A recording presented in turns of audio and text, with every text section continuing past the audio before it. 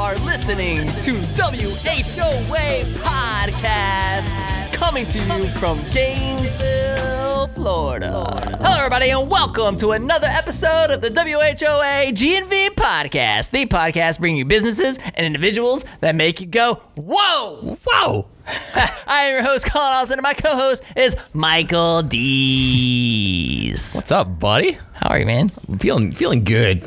Ready to do another episode. Feeling so good. Ready to record another episode. But before we do, you guys, we absolutely have to thank the people who make this possible. Our sponsors have just been so incredibly good to us, and you know, want to give them so much love. You guys, Jorge and the team at the Best Restoration, they sponsored so many of our coronavirus sessions that we did, and they are sponsoring this episode as well. You guys, business is back open up again, and the Best Restoration is cranking to help businesses get back up and operating. Deeply cleaned and highly sanitized businesses are the new norm. The new norm. That's like the phrase. Insert air quotes. Air quotes. New norm 2020. You know that your customers are going to expect to walk into businesses that they know are safe. Your business, they want to make sure that everything is nice and clean, you guys. Make sure you call the best restoration, and let them help you keep your business top notch. There isn't anything that these guys cannot handle. Be sure to give them a shout at 352-505-3321. Again, that is 352-505-3321, or visit them at thebestrestoration.com. That's right. We also got Brian Rillio and the team at Brooker Pest Control. If you're like me and coronavirus has like kept you inside, you know, you're like all sheltered, you're like ready to get outside, and then you get outside and it's a swarm of mosquitoes, so you're ready to go back inside. Well, not so fast. We're in the middle of summer, but if you got the mosquito problem, Brooker Pest Control's got your back. If you got a new pet like me and now you're infested with fleas and ticks, hopefully you aren't. Are you infested with fleas and ticks? Or no? You know, it's not been a problem. I do have a monthly reminder of the medication, but no, if you do have that problem, Brooker Pest Control has your back there. If you're having a new home built, well, you need to have it properly soil treated for termites with a damage repair warranty by Brooker. Give them a shout at 352-378-2433. That's 352-378-2433. Or find them online at brookerpestcontrol.com. Tell them we sent you. If you haven't checked out episode 88 of our GNV with Brian, we will reference it every time from now until eternity. It's one of the funniest episodes we've ever done. But yeah, if you have any pest control needs at all, check them out. They will hook you up. Yeah, baby. Sponsors, thank you so much. You guys are the best. I really, really appreciate your support, and not only your investment into us, but your investment into our amazing community, baby. That's right. Ready to go? Let's do it. You guys, today on the show, we have Drew Howard, CEO of Always True Company. Drew, what is up, man? What's popping? How you guys doing? Good, man. Are you excited to be here? Like, let's go. You're at high. We got hype song. I'm really excited. Ready to go? Yeah, so a lot of people get like super hype, you know what I mean? And I'm like super chill. I'm super chill, but I'm like deep down I'm hype. You know? Deep down, like I'm really like, yeah. But it comes off like, ooh. And we want to give a lot of love to Kevin, because Kevin was going to come with you. Of course. So Kevin is your CFO. Yes. Right? And we weren't sure. We wanted to take every precaution. Of course. But he had been exposed to somebody who had COVID-19. Mm-hmm. So like, Kevin, we know you haven't gotten your test results back yet. Kevin, dude, I'm so sorry that you missed this. It would have been a lot of fun. We absolutely love you and appreciate you, man. And you know, hopefully, like, that test comes back negative. We were hoping that the test would come back negative before the episode, and you could have been here with us. And it was just, you know, bad timing. And you know, we're playing the better safe than sorry card for sure. Yeah. So, but definitely we'll have you guys back. We'll do like a recap at some point in the future. And it'd be dope. It'd be cool. But just wanted to give a ton of love to Kevin out there and say, dude, sorry you're missing this with us, but next time for sure. It's always next time. Yeah. Drew, man, we like to start with stories. Cool. You know, like throw it back. Just tell us your story, man. Like, I've been to your place. Yeah, this is epic. We got some B-roll. We'll show some B-roll, and we'll like throw it in there. And the coolest garage store I've ever been in my entire life. I'm like super fascinated to just dive into this story. So why don't you tell everybody your story, what you do, who you are, all that good stuff, man. Let's go. Just story about the company or what? Yeah, Just I mean, like, how about like what got you to Gainesville? Okay, like cool. why you're doing what you're doing, and obviously our audience doesn't know what you do yet, so like let's explain that too. Yeah, just your story, cool. man. Cool. Yeah. So I came to Gainesville in 2017. It was for school. I'm originally from South Florida, in a town called Weston, and super small. It's like 10 miles in radius. It's tiny. And I wanted to come to Gainesville because UF was the best school on the radar, I guess, just in Florida. So I wanted to do that. So I came here. And in doing so, I went through like the motions of most college kids. I decided to join a fraternity when I came here also. And in doing so, I met Kevin, who's the CFO, but he was also from my town also. And I knew him a little bit, but not too much. And he was familiar with my family, and I was familiar with his family. But he was in the fraternity also, and so we kind of just came together, and I became his little brother in the fraternity, and so we started that bond from there. And then slowly after that, we kind of just really got into personal development. So it could be reading books. I don't know. It could be Tony Robbins' book. It could be Grant Cardone's stuff. It could be any of that stuff. And we were really into that because we both like sales, and we both wanted to sell. And so we got involved in an organization where we were selling proteins, and we were selling shakes, and we were selling stuff like that. And we got into personal development because people were pushing us to do that, and pushing us to sell, and pushing us to get better as humans. So that's what we did. And then we just decided that we didn't really have the passion for that. It wasn't ours, essentially. And so me and Kevin got together, and my little brother's also involved in Always True too. He's not as intensely involved as me and Kevin, but he is there as a brand ambassador, and he is there as somebody who brings in sales and just kind of brings the culture together for kids who are younger, because he's 3 years younger than me. Okay. And so me and Kevin basically just decided to start something of our own, and we didn't really know what it was going to be at all. We were thinking about, it was initially supposed to be fitness something, like a fitness. I think we were thinking about a fitness brand of some sort. And so, right as we thought of the idea, we decided to kind of like throw it down and kind of get it on pen and paper. And so we just thought of names. It was like, some very generic gym names and workout names and stuff like that. And then Always True just kind of came. I kind of just said it, and Kevin kind of understood it a little bit, because again, his family was familiar with my family and stuff like that. And then and he knew what happened to my brother, and I guess I'll explain that too. So 8 years ago, my older brother, he passed away. He was a rapper, a musician, an artist, and his stage name was Always True. He was very, very passionate about that, very passionate about music. My family, my parents made us play instruments when we were little, all three of us. And I kind of got away from it because I like physical arts. I like drawing and painting and stuff like that. So I kind of got away from it, and my little brother also did. But my older brother, Brandon, Always True, he stuck with it, and he decided that he wanted to pursue it legitly and intensely. And so he did for a certain amount of years until, unfortunately, he passed away. He was going to school at UCF. I forgot what year. He passed away in 2012, but I forgot what year he got into college. I think it was 2010. And he was just walking home late at night. He was getting drunk, and there was no lights on the street, and he got hit by a taxi. And so I think, and I'm pretty sure, he immediately passed away from the impact of it all. But I basically, that whole story, I explained that to Kevin because he knew about it, because his older brother was good friends with my older brother. So he kind of knew and understood a little bit, but I explained it. I was like, yo, why don't we just take the name Always True, which is universal. A lot of people can relate to it. And why don't we pay homage to my brother? And why don't we also take that message and push it as a brand and just as a lifestyle for people to kind of fall back on as a boundary, to be always true to who they are in whichever moment they're in. And he was like, it was like, yeah, let's do it. And so from there, in 2015 is when we filed the LLC, and from there it just kept going.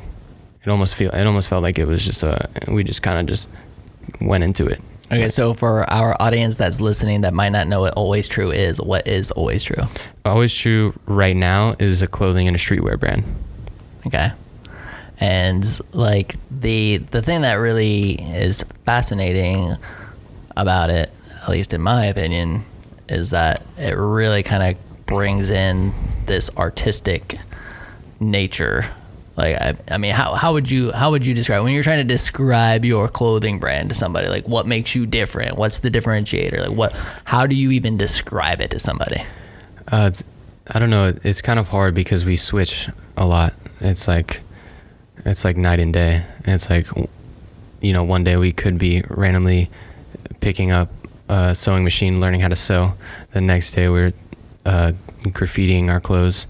The next day we're like painting actual paintings, and then the next day we're just doing a bunch of random shit. Like it changes a lot, and I think that's what I like about it the most, is that we're not really too confined. Obviously I guess you can say we're confined to clothes right now, but I like to experiment with stuff that I think is interesting in the times that we're in, and so it just keeps on growing as our skills grow and as we like adventure into different avenues of creation and stuff like that.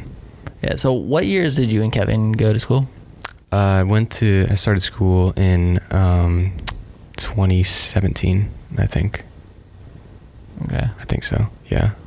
So you were kind of doing this in parallel then? Yeah. Okay. So, I mean, you start creating... No, 2013. I don't even know what I'm saying. 2013, yeah. Okay, so 2013. Damn. And then this started in 2015. 2015, yeah. I graduated in 2017. Okay. So you were kind of doing this in parallel with going to school. I mean, when you're doing this, I mean, I've seen this, like I've been there personally. You're selling, like, you have this store in like a garage. I mean, what are the other, I mean, you have an online store, like what are the methods of distribution? Like where were the seed, when you planted the seed and you and Kevin like started having these conversations and you start creating, yeah, and you start creating clothing, like where did it go from there? Like what were the conversations? Like how are you going to distribute? Like how are you going to make money? Yeah. Like it was insane. Like when we first started, we didn't even know, like, we started with 12 shirts and 12 hats, something like that. But we had no idea. We literally had no idea what we were doing. The first year and a half, we weren't keeping track of anything. We didn't know what accounting was. I mean, we did because Kevin went to school for it and stuff, but we didn't know how to apply it in real life, especially to a business. And so we were just running around with our heads chopped off for the first like year and a half. And then slowly we just started to like keep track of little things. And I think that's the main thing, is just building upon little things to kind of just get everything organized and put things together. Because I feel like that's, if you can break large complicated concepts or things into smaller pieces, you'll be more apt to trying to figure it out, and it'll be more reasonable for you and more achievable for you. So we just started by just doing one thing. All right, how do we make money? Okay, we sell a t-shirt. Cool. That's like the most simple thing ever at the time. But then it's like, okay, what can we do from there? What else can we sell? How can we sell it? There's so many things that, I mean, it's a simple business that I think it is. Like because you're selling a product, you're like, I have this, I got to sell it. So I mean, but how did you get those first customers? Like, what were you guys like? Were you selling them out of the? I'm like, is this like school, like old school entrepreneurial, like selling out of the back of a trunk? Like, here it is. Like, or were you like, hey, come to my garage? I mean, because if you pulled me off on the street, like, hey, come to my garage and check out my clown, I'll be like, oh, like, dude, you're kind of like psycho. Yeah. I mean, what were the conversations like? You know, how did you get those customers, man? The customers came from online. We knew that online was a thing. Just growing up in just the era, we just knew that being online was like a big thing. So what do you mean by online? Like having a store, a website online. Okay. Yeah. So we just like immediately, I don't even really, it probably was just from like a multitude of things that we were thinking about, but we knew there was like certain things that we had to get done in order to start to sell stuff. And we just thought that we could easily make a website like Squarespace or something, and then from there. Is it like one of those perception, like you look at that, like look at the website, right? Like I'm looking at that shirt that Mike has pulled up here, and I mean, like you don't know that it's in a garage. Yeah, right. Right? Like not that you hide it or anything. Yeah. Like I've seen plenty of videos. You're like, No, it certainly says designed in Gainesville, Florida, manually silkscreen printed and hand bleached in a Gainesville, Florida basement. Okay, I mean that's There you go. but, like Now not it's hiding it. I mean you're not hiding it. It's like right there on the website. But like you look at the website and it's Looks you know nice, it's yeah. it's super nice. I mean you know it's funny because like that was you think about like the online era and the online stores like that was a huge advantage for a while and it sure. still is for a lot of people. It's like you can create these perceptions of like dude like we're this like huge, you made the perception that you're like this huge legit like big time company and you're definitely legit but you're in the basement. Like you say so right there on your website, you know? Yeah, people were like, it's so funny because even when we were like two years in, when we had no idea what we were doing at all, people were like, oh my god, like you guys are huge, like, and I'm sitting there like, dude, at this point, I got 2 fridges and I got a door stacked on the fridge, and that's my desk space in the basement. And got one over there, I got one over there. Like, man, this guy has 2 fridges. Dang. They're like, yo, you like, how are you doing it? And I'm sitting there like, dude, I have no idea what I'm doing right now. Like, So was that like when you like look at majority of the revenue was online, or was the majority okay? Yes, at that point, yeah. And then it kind of just like, and then it. But from a marketing standpoint, like what were you doing to get the word out there? Like how were you attracting those first customers? It was Instagram. A lot of it was like family friends, like, and I think that's how most things start. But we had a good network of people, like family, friends, everyone who was very supportive of what we were doing. And so when we were going to launch the first collection, that's when online on our brand new website, that's when everyone kind of flooded to it, and we sold a decent amount. But again, we still didn't have any idea what we were doing. But it was through Instagram, social media, all that stuff, Facebook, and that's how we drawed people in too. That's cool. So I mean, where are you at right now? Like, I mean, you still have it. I've seen the racks inside the basement, the garage. Like, I mean, you still have that going on. I mean, what's you know, like are you?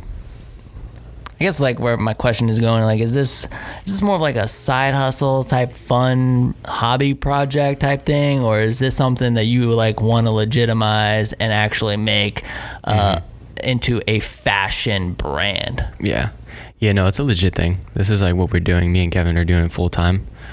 So yeah, I want this to be huge, and I know that it's going to be a global thing. It's just a matter of when and how the hell we're going to even do it.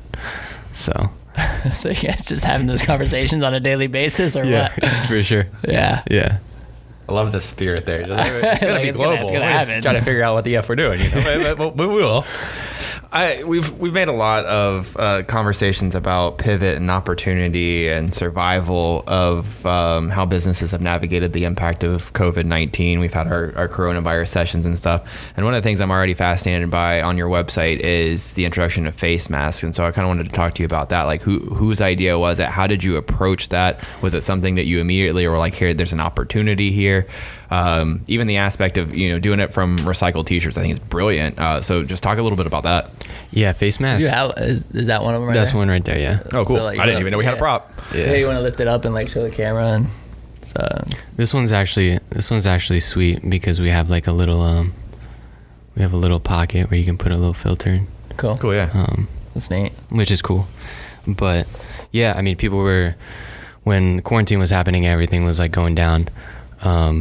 Kevin's mom and my grandma hit me up and was like, "Hey, Drew, you gotta make masks." And I was like, what? Because quarantine just, happened. It was like people were starting to wear masks or whatever, and it wasn't like it was just kind of like you should maybe wear a mask or something. It was like that. And so I was like, I don't know. And then people started to be like, "Hey, you should like start making masks." And so I was like, all right, I guess we'll make masks. And the masks were actually like a very good product for sure. We've sold like a decent amount of masks throughout these past couple months. Crazy. So did you do it? It says on the website that you did it out of like recycled T-shirts and stuff. So I mean, were these maybe designs that didn't go well or scraps, or were you able like to take something that you would have normally thrown away and now you've got a use for it that you can profit off of? Because that's a dream right there. Yeah, it's pretty awesome. And I think a lot of the stuff that we've gotten into also is figuring out what we can do with trash. Right. Because I see clothes, like I pick up clothes on the side of the road that may look like it's the end for it, and I'm like, this is money for me, and for what I'm doing. I'm like, yo, this is money. I could put some art on this and I could sell this and it's free. And so it's similar to these masks. Some of the masks could be scraps from cut and sew pieces that I've done personally, or we've had people done in the basement and stuff like that. And then others were either donated to us or we thrifted them. And so it's just a mixture of a bunch of stuff, because some people just hit us up and they're like, "Hey man, I got all these clothes. I was going to bring it to Goodwill, but I like what you guys are doing. Here's some shit." And we're like, we'll take anything. Like anything can be turned into money. It's crazy. So we saw it and we're like, all right, let's do it. It's awesome. Yeah. So we just have a shitload of shirts. I mean, we can do whatever. So does that open your mind up to like a face mask? I mean, who knows how long they're going to last? So we could be facing this for another year, or it could be over, hopefully soon. But like, does it open your mind to other opportunities? Like, have you already started putting your brain there? It's like, how can I use these scraps or these, whatever you find to other sellable things, even if face masks go away? Yeah, I think that's the good thing about this, and the good thing about things happening abruptly is that you can kind of just see what's happening, understand like what's good, and then realize how you can, and this, not necessarily profiting, is a bad thing, how you can profit off of whatever. It's not necessarily a bad thing. It's just kind of seeing where exactly the money is going, and seeing how you can like properly stay always true to who you are and your mission, and turn it into something that could benefit you and also other people too. So cool. Yes, it opens up a lot for sure. Do you consider yourself a businessman or an artist? Both. Yeah. I like to be in the middle. Okay. Yeah. Do you think that long term that's gonna hold you back? Do you feel like as a company grows, you're gonna have to pick, okay, I gotta be the CEO now, or I'm gonna be like the designer and the artist? Okay, I see where you're going. Yeah. So if I had to choose, I'd be the artist. I'd be the creative director of Always True. And so I would definitely like find somebody to be a CEO for sure, because I like it. I like what I'm doing right now. But if I can just have all the time in the world to create whatever I wanted, and that was like my main thing, then that's what I would love to do for sure. What do you consider like your biggest challenge right now? It's such a competitive industry. Like when I think of fashion and I think of the industry, like I'm just like, dude, like, I mean, no offense, I would never want to touch it. It's just like there's so much competition. For sure. I mean, the good thing is like everybody wears clothes, so I mean, I guess like it's like food. Like it's like everybody's got to eat, but there's so many restaurants and there's so many clothing brands, right? Like, I mean, what's your biggest challenge? When it comes to that growth and that exposure or just in general? I would say just continuing with the creation of stuff, because the main thing I guess for most businesses is to just keep cash flowing in, and so that's hard when nobody really cares about what you're doing. It seems like the real person that needs to really care a lot is the person that's doing it. And obviously, you know, you get customers and you get people, those are the people that care and stuff like that. But it seems as though it's like, you know, it's hard. It's a hard, like, I guess, you know, this industry and just any industry in general, when you're trying to introduce a new product, people are like, why the hell would I even buy that? What is that? And so trying to get around and you're not, and for us, we're not like, it's not the convincing of people. I wouldn't say. I would say it's just providing people with value and a story and something that they can like hold on to and kind of attach themselves to. And so one of the hard things is just sales. It's just bringing in more sales and figuring out different ways in order to draw more people in, basically. I would say that's like a continually hard thing, for sure. I feel like, at least from what I've seen, maybe it's you're doing more I mean, I guess is influencer marketing a great way for you? I mean, you have, and maybe not just influencers, but like your customers themselves, because they're like really taking pictures, you know, wearing your shirts and putting it out there. And influencer marketing is interesting to me. I don't think that it's something that resonates with our brand. We've done it before. We've given out a shitload of clothes to a bunch of different people. You know, relatively famous people that we somehow got in contact with, and they wore it and stuff like that and posted about it. But for us, it didn't do shit. So for us, it's more of communicating with people and bringing people along on this journey. And sometimes it takes them 2 seconds, but majority of the time it takes them, you know, weeks, months to be like a part of, I guess, the Always True lifestyle and want to buy and stuff. Yeah. Do you ever get like artist block? You know, like how people get like writing block, like, you know, because I mean, if you're like the artist behind these creations and you like kind of hit that wall, right? I mean, now your whole business is on pause. It's tanked. All right, like, yeah, I mean, does that happen? And like when it does, like what do you do about it, if anything, or do you just take a mental break? What's your process there? I try not to put too much pressure on myself. We like to, it's very interesting because it's not like a normal business. We kind of like to take our time, and you know, it's hard to kind of balance both being a creative and like, oh, just when it comes, do it, you know, and then when it doesn't, don't. But then it's like, holy shit, like I actually have to make money for this business to be sustainable. So it's like, I don't think I've never really gotten an artist block, because every time I'm about to get blocked or whatever it is, I just learn something new. And in learning something new, it always just pushes me. And then I also do a bunch of collaborations with people who inspire me too. And so it just keeps on going for me. I've never really had that type of like block where I'm just like, all right, you know, 2 weeks, I'm done. I can't do anything. It's always been like, you got to move. You got to, regardless of if you got writers or, you know, artist block or not, it's like, you got to move. You got to move still. You can't just sit there and just, you know, dwell or whatever. You just got to keep going and try to make sales and do the thing, basically. Yeah. Are you inspired more by the collaboration projects, or is it like the world around you? Like where do you go when you have to go to that well? Yeah. I would say both equally. I love when I can take something that I've been inspired by and properly articulate that and make that resonate with people in a very simplistic way. I love when I do that, but I also love when people bring their different perspectives into it, because then I'm like, oh, I haven't really thought about it like that before. I've never really created something like that before, and that's interesting to me. So it's a mixture of both, for sure. Definitely.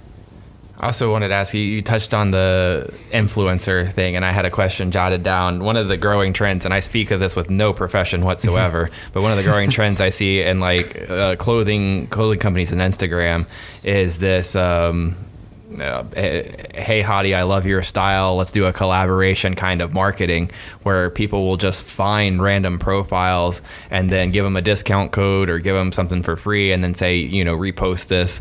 And I'm interested by that. Like, there's part of me, if I'm honest, that thinks it's a little skeevy, but from just a strictly marketing standpoint, I'm interested in, you know, especially if it's like a discount code and it's not free. Yeah. If like what that long-term strategy is there, and if you see, you know, is there any downfall to it? Because if you can get your basic costs covered, you know, you never know what influencer, whether they're just scratching the surface or whatever, could end up peddling for your company. So just a little bit on that. For sure. I'm open to a lot of things. You know, initially I said, you know, like influencer marketing doesn't like necessarily work for our brand, but you know, if it comes naturally, like there's a bunch of people that hit us up on Instagram and they're like, hey man, I can take some pictures with the stuff on. And if the inventory is just sitting there, I'm like, yeah, dude, take it, do it. But they hit us up naturally. And so I like to really like. Are they asking for money when they're doing that though? Or they're just what? No, they're asking for clothes. Okay. Basically. No, I don't think no one's ever really asked for like money of some sort. It's usually like clothes in return for pictures or something like that. But if it comes natural, I like to do things as natural as possible, and that's hard in a business setting because you always got to bring in, like we've been saying this whole time, you always got to bring in the dough. So like, but I like doing that because I feel like it pushes people to do the most natural thing. And obviously, you know, it's hard because it's not as steady right now, but I feel like it will push people in the most natural way possible to purchase or to share it in that manner. But it takes time, for sure. It's still taking time. So talk to me a little bit about like determining what you're gonna charge, right? Because I mean, I think pricing is like always one of those super tough things for businesses, and you're trying to determine like what's the right amount to charge for a service or product, like whatever the case is, right? Like, how did you determine that? Are you like factoring your own like labor into it? Like when you're creating, like, man, like I spent 30 minutes like actually creating this item, like I need to make sure that is being factored into this price. Like how much of that is going through your mind and determining the price of your product? Yeah, so as of recently, we've delved into that, into scalability of the business, in terms of, you know, if I wasn't there, who's going to be doing it, and if whoever's doing it, what are they going to get paid, and what are the labor costs and all that stuff. So a lot of there's some products on there that we've launched like a year ago that had the pricing was, you know, we had the cost of goods, and that was basically like the distinctive price that we knew. I mean, the cost that we knew. But in terms of all the other stuff of time, we had no idea. But now we are getting into that, where we're realizing in order for this to scale, we're going to have to take into account who's getting paid for certain things that they're doing. So, because recently I've made a bunch of masks, but then I've also dished out the work of making the masks to a couple of our friends who know how to sew, and so we've been paying them too. And I really like that.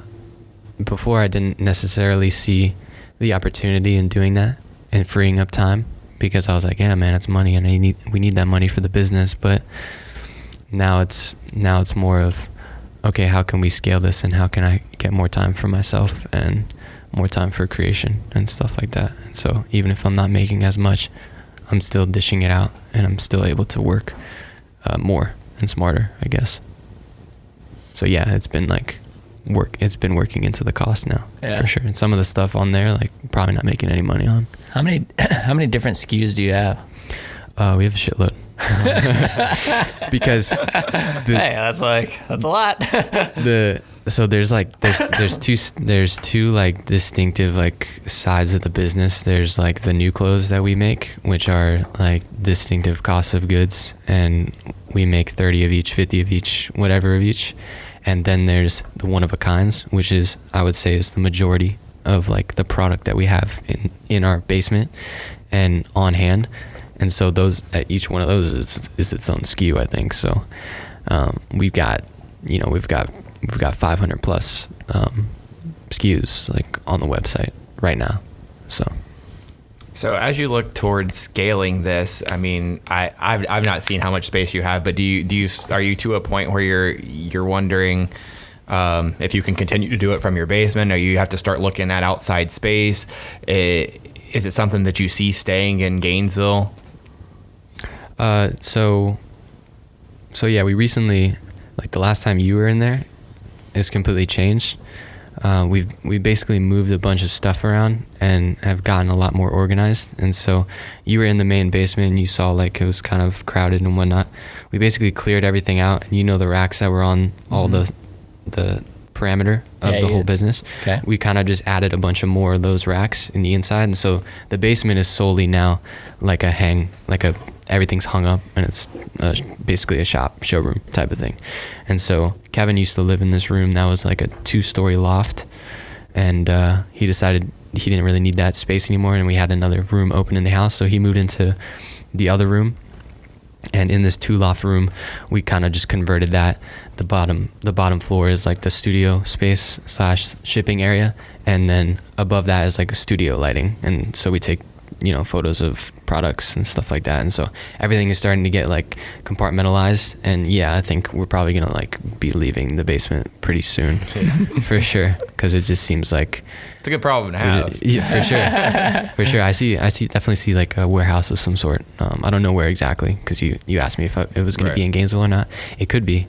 The space here is cool. Like the people here are sweet, and I think that I don't necessarily think that we're quote unquote finished here. I don't know if we ever will be, but I'm always open to seeing where else we can go, basically, or if we need to stay here, basically. So we talked about your inspiration for the art side of things, but what's your inspiration for the business side of things? Is there a brand that you look to and are like, man, these guys get it right, I want to be like them? Yeah, there's this shoe brand. It's called John Geiger. It's a dude. His name's John Geiger, and he makes some high-end shoes. And I don't necessarily want to be exactly like him, because he's shoes. I mean, he does clothes and stuff, but the aesthetic of how he does things is good. Another one is Off-White, which is this like higher end fashion brand by this designer. His name's Virgil Abloh. I feel like I resonate a lot with like what he does in his works, and so I would say those are some two main people that I constantly look at, I guess, on Instagram. But my explore page is just full of people doing wild stuff with clothes, and so I get a lot of inspiration from that. Just going onto the explore page and just seeing all this crazy shit. What's your day look like? What's your routine? Like, what time are you waking up? Because this is a full-time thing, right? Mm-hmm. So tell me what your day looks like. It's different. It depends on if there's like meetings in the morning, which at this point have happened rarely. But recently I've just been waking up at like 9:30, maybe 10, and it's different every day. It could be me making masks for somebody based off of the order. It could be a pre-sale collaboration that we make, where we basically get together with an artist of some sort, and then we put together mock-ups of products and put it on the website, so we don't actually order the inventory, and we kind of make a pre-sale for 1 to 2 weeks, and then people order it, and then once it's done, then we put it into production, ship it out.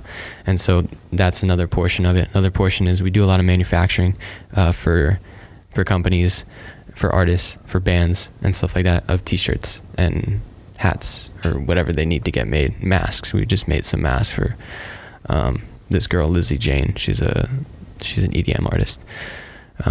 So it's a mixture of stuff. It's never like there's no like clock in, clock out at this time. It's all just like, all right, what can we do here? Okay, there's going to be a podcast here. We're going to go do that. There's another podcast over here. There's somebody that wants to make an app for you. So we're going to just hop on a call with him and see what he wants to do. There's just a bunch of a bunch of different stuff scattered all over the place right now. Who's your customer? Like who's the like the demographic? Like who's buying? Like, you know, I'm always Yeah, that's interesting. At least I would say the majority of people are like kids that are my age. Probably I would say 18 to 30 most likely. It's like the majority of people, but we also get a bunch of old people. Like they're just like, hell yeah, like I'll buy this, and they buy it. So it's like, but it's old people, and then it's also just everybody in between. Male and female, 50-50. Like I would say it's a majority of men for sure. Okay. Yeah.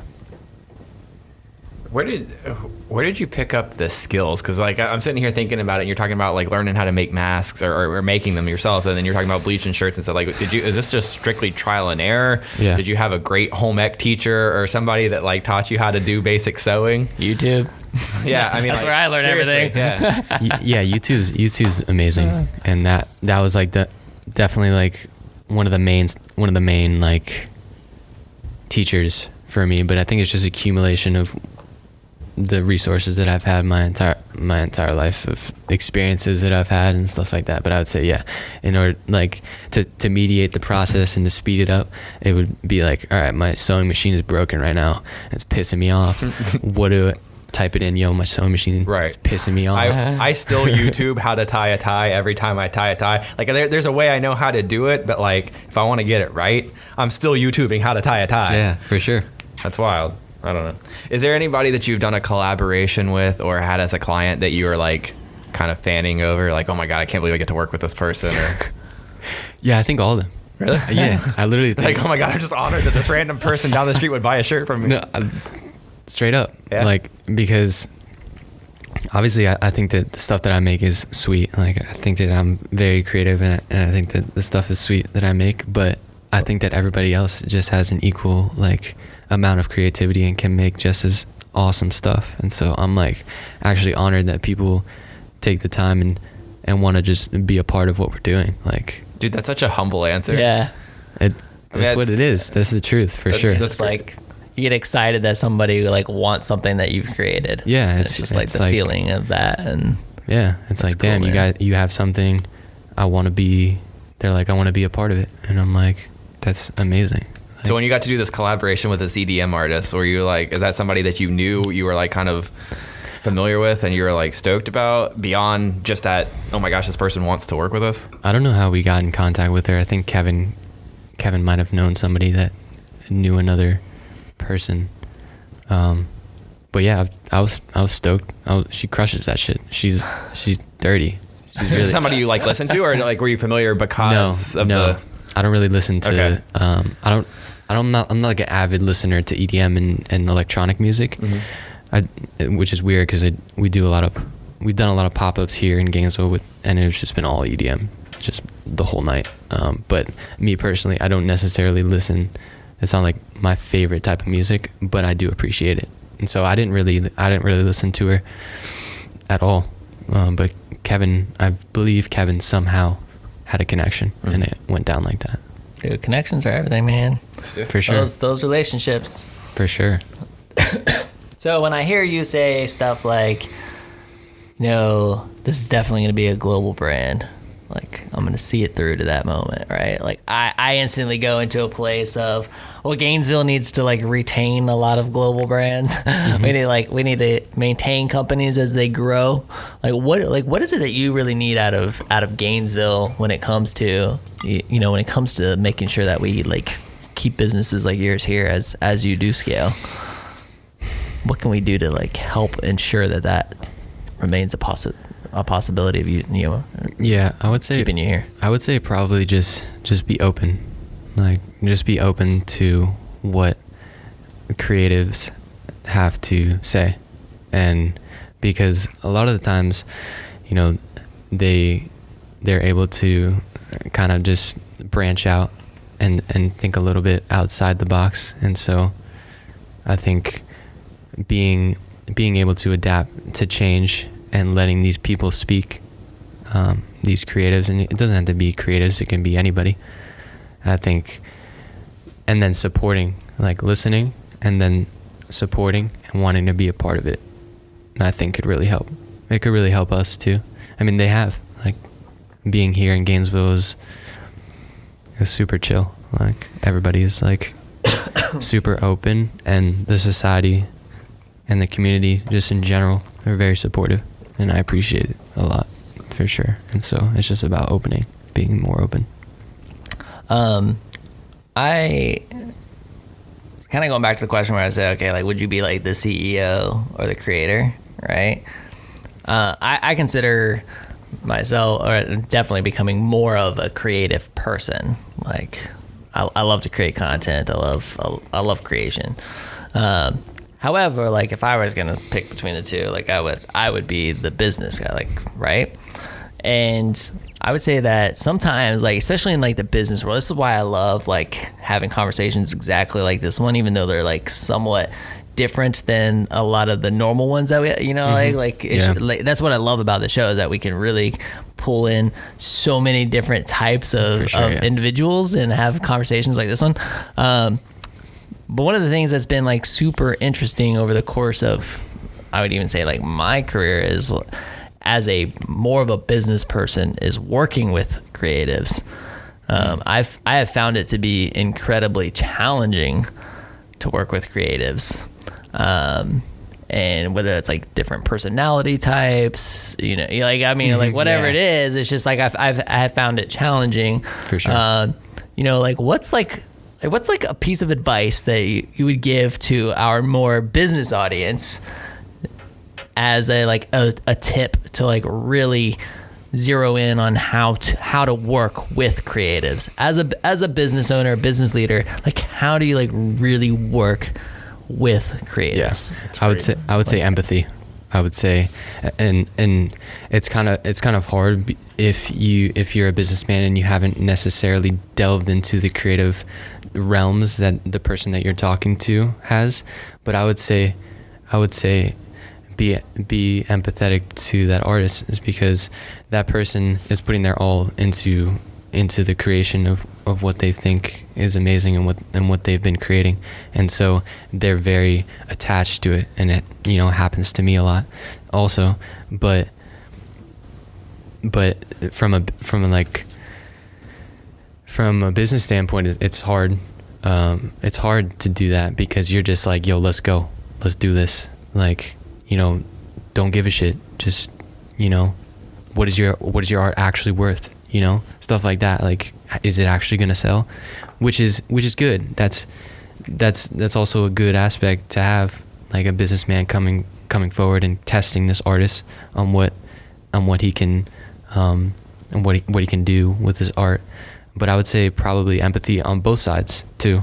That's because the artist doesn't necessarily know too much about the business world, and the businessman doesn't necessarily know too much about the artist world. In some cases, obviously, it's different for everyone and stuff like that. But those just being there for that person and not necessarily judging too much, and really understanding what both parties are, what angle they're trying to explain themselves. Just the understanding of each other would help a lot, because then you can kind of break it down, and you can kind of leave your ego on an artist standpoint and a business standpoint. You could just be there together and kind of just, all right, what do we both want, and what can we both do together that'll work in unison? Yeah. I feel like that just spurred so many thoughts in my mind, but like there's a line in art between like let me phrase it this way. I think there's more subjectiveness in art than there is universal appreciation, right? Like no matter what the art form is, whether it's a creative, whether it's music, whether it's whatever, like there's certain things about it that can be universally appreciated, but I think for the most part, what you love may not be what I love, and vice versa, right? Yeah. So when it comes to something like feedback, especially if it comes from somebody that isn't a creator, do you internalize that? Are you able to compartmentalize it? Like if somebody's just like, if it's not for them, mm-hmm. like do you wear that on your sleeve, or are you no pun intended? I mean, I usually intend my puns. I didn't mean that one. But are you able to just like say, hey, cool, it's art? I love that shit. Yeah, I love that shit. It's because like, dude, I'm not gonna tell you what you like and what you don't like. if you don't like my shit, that's cool. Like, we're still gonna be cool. Like, you're gonna pull up and you're gonna be like, yo, it looks like ass, and I'll be like, awesome, like, good for you, it looks like ass. And then another person will be like, yo, dude, that's the sickest thing I've ever seen. Good. That's what you think about it too. And so it's just, at first I was like, you serious? Like, you kidding me? Yeah, like, this is my art. This is what I did. This is what I. But now I'm just like, I don't care. Like, it doesn't matter. It's all. Everybody grew up a different way. Everybody has a different perspective. Everybody appreciates different aspects of different art and different parts of their lives. And so when somebody pulls up and they say they don't like my art, that it's fine. It's you know, maybe they can say, yo, they don't like this part but they like this part, or they like this part but they didn't like this part, and that's learning for me either way. Is there a piece that you've put out, and is there a piece that you've put out that you like more today than you did when it first released? Like, because that's the beauty of subjectivity is on a sliding scale. Like, sometimes it changes, your perspective changes, right? So I'm just curious if that's ever happened to you, or if there's somebody, you know, if there's a story like that where it's like somebody maybe didn't love something, or maybe you love something and you look back later on it, was like, maybe it wasn't as good as I thought it was, or whatever. No, I wouldn't say that there's a piece like that. It's all just like, it's weird because I can fall in love with something that I presented to someone, and they're like, nah. And then I make something and I think it's the biggest piece of shit ever, and someone's like, yo, this is sick. Like, I love this so much. And I'm like, are you serious? Like, in my head, I'm like, are you fucking serious? Like, so how do you wrap your head around that? I mean, like, because there's a certain point, like, as a creator and in business, you're like, okay, like, I'm not proud of putting this out there, so I'm not even going to give it a chance. Like, it's not something I hang my hat. But if you're seeing you're getting positive results by someone still loving it, do you find it hard to edit yourself? You just got to get out of your own way. Like, for me, once I realized that, like, everybody likes their own stuff, and it's like, you know, obviously I'm pretty hard on myself in terms of creating and designing and stuff like that, but when it comes to a point where I have to actually, like, put it out, or I think it should go out, then it should go out. Like, it should be released, regardless of, like, if, you know, I think that these little things should be tweaked. For me, it's like, if it's gonna come out and we're gonna push it out, it's gonna go out and it's gonna be amazing. And so it's kind of like that vibe. Has there ever been something that you created that you, like, loved too much that you couldn't let go? I think at the beginning, yes. Yeah. But now, dude, I have, like, no clothes in my closet, bro. Like, I have all the clothes, like, so basically I buy my clothes at cost for myself. Sometimes I'm like, all right, I'll buy it at full price, whatever. But then I keep it in my closet, and then I look at it, and then I also wear it, and then I'm, like, in the studio or whatever, and I just take it off, and then I put art on it, and I put it on the shelf, and then it sells. And so I just don't have any clothes all the time. So you're selling your own clothes? Yeah, like something like this. Like, I just got it from Goodwill or whatever, and I just put this on. But I could sell it if I want to, and I just won't have clothes anymore. But I don't really have any clothes. Like, I probably have, like, 4 shirts that I, like, cycle through. And then I have, like, a suit jacket that I don't want to touch because it's like nice whatever. And then I have this other jacket that my XXX girlfriend made for me. It has Always True, my brother, like, hand painted on the back. I thought it was like XXX, like XXX. like not the X girl, but like the XX. It's a timeline. You gotta keep them in mind. Have you had any failures? And if so, like, how did they shape what you do now? Yeah, I would say almost like every day is kind of like that. If you look at that, if you look at it like that, because there's always so much more that you can do, and there's always so much extra shit that you can reach for. And so in your head, if your expectation, doesn't match your reality, it's a failure. And so, a lot of the times I do see that. I'm like, yo, this is a failure, but it's just being cool with that failure and figuring out how you can just keep keep it going and kind of like morph that failure into something. I feel like you have such artistic answers to business, like, you know what I mean? Like, I'm like, take it in, then flip it. I'm like, I'm like trying to like, I'm like, dude, it's such like an artistic, it's like an artistic humble, answer. But it's also like a spin doctor in the best kind of way. Where it's like, man, you have a knack of putting things in a very simple. I'm like, man, I'm gonna be so chill tomorrow. Yeah. Anyway, I don't know. It's just like, I'm like, dude, that's like such an artistic answer. I felt like. I mean, this has been a lot of fun, man. You have any other questions, man? We gotta wrap it up in a minute. Yeah, no, I feel like it's been such a stream of consciousness. It's like, I don't know, jumping nice. Off points, but yeah. No, I mean it's super fascinating. So I know that you brought us a couple of gifts. Yes. Yeah. Well, let me open. Go for it. Yeah, let me check it out. Too. Are ours the same or like? You got your names on it, I think. Oh yeah. Cool. So like he actually brought us some stuff here. Let's check it out. Boom. Yeah, dude. Check this out. I'm always a card reader first. I'm not. I'm always like, let me check out my cool stuff. Let me check out what I got. So you can see this? Yeah. Boom. Upcycled Florida shirt. Department of Culture. Boom. So that's like an upcycled shirt right there that you're holding, Collin. Yeah. And then Michael's holding like a new shirt. That was a collaboration that we did with a stomach cancer foundation called Debbie's Dream. It was a student here at UF, and they hit us up and they wanted to collab and do an event, and so we did a collab with them and we just made it Always Dream. That's great. That's super cool. That's really cool, man. So that's like a newer brand new t-shirt, and that's a thrifted one. Cool. That's awesome. Yeah. Thank you. No problem. So real quick, like when you package them, like you ship them across the state, across the country, wherever, right?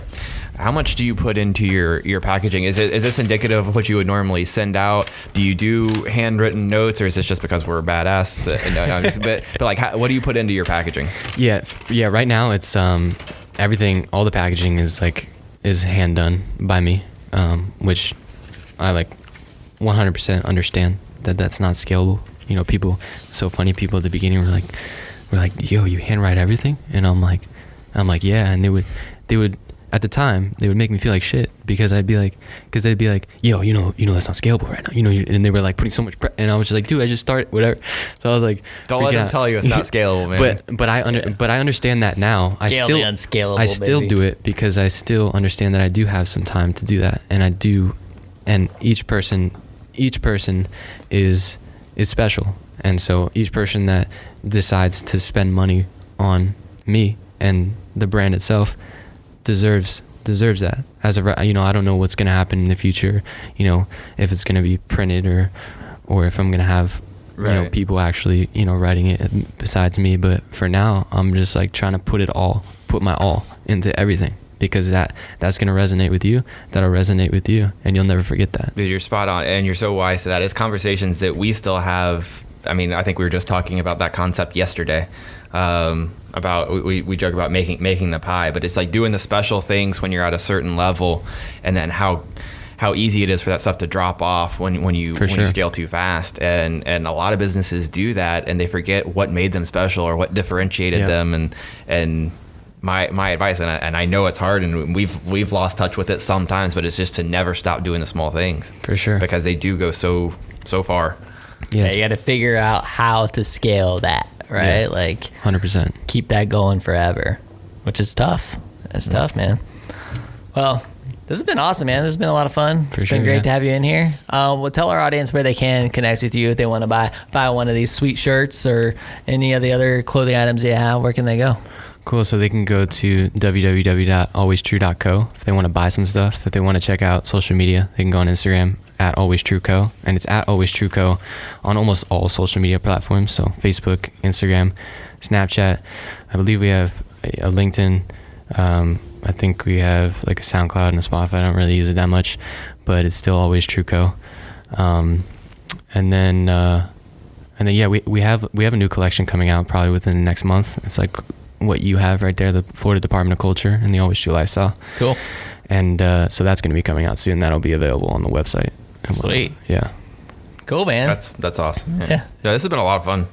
I love. I mean, like, You've got some wisdom, some humility, some insight that I think is super refreshing, and dude, it's been great. And an artistic ability to answer questions. Yeah, in a very artistic way, which I like. for Thank sure, you. for sure. Appreciate that. That's cool, man. This has been a lot of fun. Yeah. Well, Gainesville World, everybody who's listening, thank you so much for checking us out. Definitely check out Always True. Go find them. Go buy one of these sweet shirts or any other sweet swag. And thank you for listening. Share this with somebody. We absolutely love you and appreciate you. And keep on keeping on through 2020, baby. That's right. 2020, man. It's a year we'll all remember. I will tell you that right now. For sure. So this is the WHOA GNV podcast, the podcast bringing you businesses and individuals that make you go, whoa. Whoa. There's that enthusiasm. We'll see you later. Bye.